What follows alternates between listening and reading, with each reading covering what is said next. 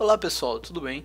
O objetivo desse vídeo é mostrar para vocês como é que foi elaborado, confeccionado e projetado o nosso projeto de multímetro baseado na plataforma Arduino. Ele é capaz de prover diversas medidas com diversas escalas, entre elas tensão, corrente, resistência, capacitância, indutância e frequência. O objetivo é que ele fosse um projeto barato e completo, que se assemelhasse ao máximo possível dos equipamentos disponíveis comercialmente. Nesse vídeo, vamos mostrar para vocês as 4 etapas que foram essenciais para a conclusão do projeto. Entre elas, a parte eletrônica, que consiste na elaboração do circuito, dos esquemas elétricos e escolha dos componentes, da programação, da montagem final e dos testes. O projeto foi dividido em módulos. Cada módulo representa um equipamento de medição, como voltímetro, amperímetro. Agora no começo, vamos explicar a parte eletrônica de cada um desses módulos e um pouco da programação. O código ficou muito extenso, passando de 1.300 linhas, então seria muito complicado explicar isso passo a passo em um vídeo. Porém, você pode encontrar o código e todos os outros arquivos gerados durante a elaboração desse projeto, como os esquemas elétricos e eletrônicos, esquemas das placas, tudo isso no GitHub que está disponível aí na descrição. Basta você entrar lá e fazer download do projeto, modificar ou reproduzir da forma que você quiser. Ele é um projeto open source,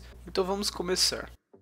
O módulo voltímetro DC. As portas analógicas do Arduino Uno e similares são limitadas a identificar tensões entre 0 e 5 volts, aproximadamente. Portanto, para identificar tensões em outras faixas, é necessário primeiro convertê-las para esse intervalo. Uma das formas mais simples de fazer essa conversão para tensões positivas é usar a regra do divisor de tensão, um dos circuitos mais básicos e mais usados em aplicações práticas. Um divisor de tensão bem simples pode ser composto por 2 resistores, conectados em série alterna. A tensão de entrada, que a gente chama de Vin, é conectada a R1. A tensão de saída, conhecida como Vout, é obtida na conexão entre R1 e R2 e é sempre uma fração de Vin, proporcional à relação entre esses 2 resistores, com base na fórmula a seguir. Tensão de saída é igual a tensão de entrada multiplicada pelo segundo resistor dividido pela soma entre os 2 resistores. Ou seja, a relação entre R2 e a soma de R1 e R2 governa a relação entre a tensão de entrada e a de saída. Ao selecionar os resistores R1 e R2 para medições de tensões positivas nas portas analógicas do Arduino, é importante usar a fórmula mostrada anteriormente, tendo em vista 2 critérios adicionais. Quanto maior a soma de R1 e R2, menos o circuito de medição irá interferir nas propriedades sendo medidas. O valor de Vout para a maior tensão Vin plausível no circuito sendo medido deve ser de menor ou igual a 5 volts, para evitar danos ao microcontrolador. No código, temos o cálculo do divisor de tensão e além disso temos a conversão do valor obtido pela porta analógica para um valor de tensão. Por uma questão de segurança, o microcontrolador sempre adota a maior escala possível para realizar uma medição de verificação. Ele mede a tensão e verifica se essa tensão é suportada na escala selecionada pelo usuário.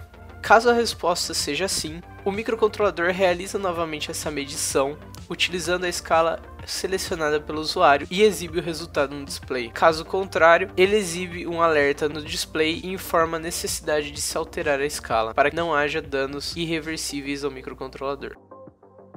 O circuito AC é idêntico ao DC, porém na entrada do circuito foi adicionado um retificador de meia onda por um diodo, sendo assim apenas passa o ciclo positivo, mas como tem essa variância da onda, a programação capta o maior valor correspondente ao pico de tensão e grava em uma variável. E como a tensão medida tem que ser correspondente ao valor RMS eficaz, é dividido por raiz de 2. O princípio de funcionamento do ohmímetro é bem simples. Temos um resistor desconhecido, que chamamos de RX. Vamos utilizar um resistor de valor conhecido para criar um divisor resistivo alimentado pela fonte do Arduino. Utilizando-se da fórmula do divisor de tensão resistivo e isolando a variável RX que queremos encontrar, como ainda precisamos saber a tensão em cima do resistor, calculamos a tensão antes de encontrar a RX, utilizando o conversor AD do Arduino e fazendo a conversão para a tensão VX. Como a tensão fixa é igual a 5 volts, substituímos na fórmula e como o resistor também é conhecido, conseguimos calcular o valor de RX. Assim como nos outros módulos, a seleção de escalas é feita por um chaveamento sequencial pelo próprio Arduino. O módulo do amperímetro é o responsável pela medição de corrente alternada e contínua. Temos que, para o circuito do amperímetro, foi utilizado um resistor de shunt de baixa resistência, para que o valor de corrente do circuito não seja afetado. O shunt tem a função de provocar uma queda de tensão, porém a queda de tensão é baixa para ser lida pelo Arduino, então foi utilizado um amplificador operacional. Utilizou-se um amplificador operacional LM358 com configuração não inversora de um único estágio. Basicamente, o Arduino faz a leitura de tensão de saída do amplificador e converte o valor AD, que é convertido em um valor de corrente. O amplificador operacional, mesmo sem nenhum valor de tensão de entrada, fornecia um valor de tensão, então foi necessário descontar esse valor na programação. A diferença básica e única do amperímetro AC e DC é que na saída do amplificador operacional junto à realimentação é adicionado um diodo. Isso porque o diodo retifica o sinal e então o próprio voltímetro DC consegue realizar a medição. Não foi possível realizar os cálculos simplesmente por meios teóricos, porque estamos lidando com tensões muito baixas e o ruído do amplificador, entre outras condições adversas, interferem muito no valor final. Como é de extrema complexidade formular uma equação que considere todos esses fatores, a solução foi usar o método empírico de resolução. No código, temos a presença de duas constantes. Essa 1.1 na verdade é a resolução do Arduino, e esse 996 foi adquirido por meio empírico, colocando a corrente máxima daquela escala e lendo a tensão de saída. Na verdade é o valor que o conversor AD do Arduino correspondeu a 1 mA nessa escala. Vamos falar um pouco sobre o frequencímetro. O objetivo desse módulo é ler uma determinada frequência de saída. Possui fundos de escala de 10, 100 e 1000 Hz e apresenta a garantia de precisão para amostras de até 38,5 mil Hz. Diferente dos demais módulos, não foi necessário o uso de um circuito externo, então toda a magia ficou puramente concentrada na programação. Antes de explicar o código em si, vamos falar sobre alguns recursos que podem parecer um pouco diferentes do usual em uma programação para Arduino. Foi necessário o uso de timer interrupts.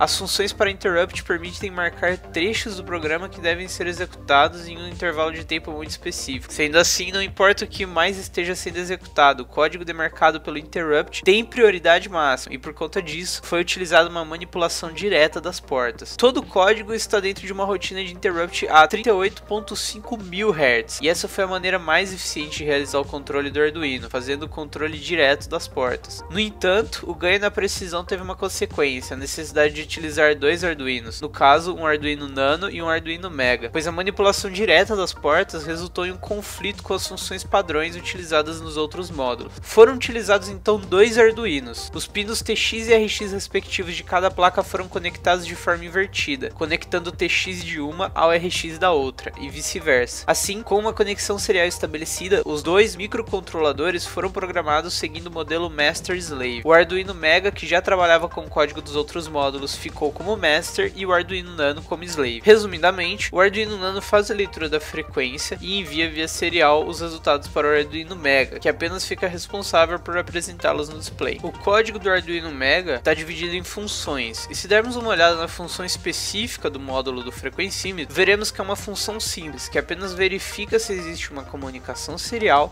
e em seguida armazena na variável frequência o valor enviado pelo Arduino Nano, também via comunicação serial. Entretanto, quando passamos para o código do Arduino Nano, veremos que as coisas ficam um tanto quanto complexas. A ideia foi buscar um algoritmo de detecção de frequências arbitrário, que lidasse com diversas formas de onda. A lógica de funcionamento acabou sendo muito parecida com a de um trigger de um osciloscópio. Basicamente, foi necessário escolher uma tensão que soubéssemos que estaria nos limites da onda. Então, a gente detecta cada vez que a onda cruza esse nível que a gente determinou como inclinação ascendente. Esse tipo de evento a gente vai chamar daqui para frente como um evento limitante, que é quando a onda cruza esse nível de forma ascendente. Se isso aconteceu várias vezes em um ciclo, escolhe-se o evento limitante com a maior inclinação para seu início do ciclo. Um array chamado tempo, incrementado a uma taxa de 38,5 mil kHz, é usado para medir o tempo entre os eventos limitantes e armazená-lo em um array chamado timer. Também é gravada a inclinação em cada um dos eventos limitantes em um array chamado slope. Então, os os elementos do timer e do slope são comparados para descobrir onde existe uma igualdade. Quando uma igualdade for encontrada, soma-se os elementos do timer para determinar a duração do ciclo. Em seguida, envia-se esse valor para uma variável global chamada period. Então, na função loop principal, o valor de period é usado para calcular a frequência e escrever a mesma na serial. No código ainda existe uma variável noMatch, que basicamente serve para verificar se existe um longo período de tempo sem uma igualdade entre os dois elementos de timer e slope. Nesse caso, os elementos de timer e slopes são regravados. Existem inimagináveis casos em que esse algoritmo pode ser quebrado, mas para muitos deles, pequenos ajustes nas variáveis de referência podem ser a solução. Essas variáveis são a slope tool e o timer tool. Para casos em que a onda possui declives muito íngremes, como ondas de pulso, por exemplo, o valor do slope tool pode ser definido para 100 ou até 256. Caso contrário, de 0 a 3 já é o suficiente. O valor padrão é 3. Ajustes na variável timer tool podem facilitar no rastreamento do sinal caso ele passe dos 2,5 volts, muitas vezes em um ciclo de declives parecidos. Agora, passando para o módulo do endotímetro. O endotímetro foi feito baseado no circuito RLC, mais precisamente na frequência de ressonância do circuito RLC. Assim, com este circuito e utilizando-se da frequência de ressonância, é possível medir a indutância. Se temos o valor do capacitor conhecido e se conseguirmos medir a frequência de ressonância, pode-se obter o valor do indutor através da seguinte fórmula. Agora, os microcontroladores são terríveis na análise de sinais analógicos. O Atmega 328P é capaz de mostrar sinais analógicos a 9600 Hz ou 1 milissegundo, o que é rápido, mas não chega nem perto do que esse projeto precisa. Vamos em frente usar um CI especialmente desenvolvido para transformar os sinais do mundo real em sinais digitais básicos, o LM339. Assim que a tensão do circuito LC se torna positiva, o LM339 fica oscilando o nível lógico, o que pode ser facilmente corrigido com o resistor do tipo pull-up. Quando a tensão do circuito LC se torna negativa, o LM339 puxa a saída para o terra. O LM339 tem uma alta capacitância na sua saída, por isso usamos uma resistência baixa. Então, o que faremos é aplicar um sinal de pulso ao circuito LC. Esse pulso fará o circuito ressoar, criando um sinal senoidal amortecido, que oscila na frequência ressonante. Assim, medindo a frequência de ressonância e utilizando as fórmulas anteriores, podemos obter o valor do indutor. Toda a frequência de oscilação fica contida no tempo em que a saída do comparador está em nível lógico baixo. Então, medindo-se o tempo em que a saída está em nível lógico baixo, obtém-se a frequência de ressonância. Com isso, calcula-se o valor do indutor. Para a medição de capacitância foi montado um circuito transiente do tipo RC. Então, ao alimentar o circuito com o Arduino, iniciamos o ciclo de carga do capacitor. Junto a isso, o Arduino inicia uma contagem de tempo. Com o pino analógico, mede-se a tensão em cima do capacitor até que ela chegue a 63% da tensão de entrada do circuito. Sendo assim, conhecendo o valor do resistor e do tempo total, podemos obter a capacitância desconhecida pela fórmula capacitância é igual a tempo dividido pela resistência. No fim de cada medição, o capacitor é descarregado através de um resistor, para assim inicializar o ciclo de medição novamente. No código, ainda temos trechos de conversão para a escala desejada e a subtração de uma constante parasita.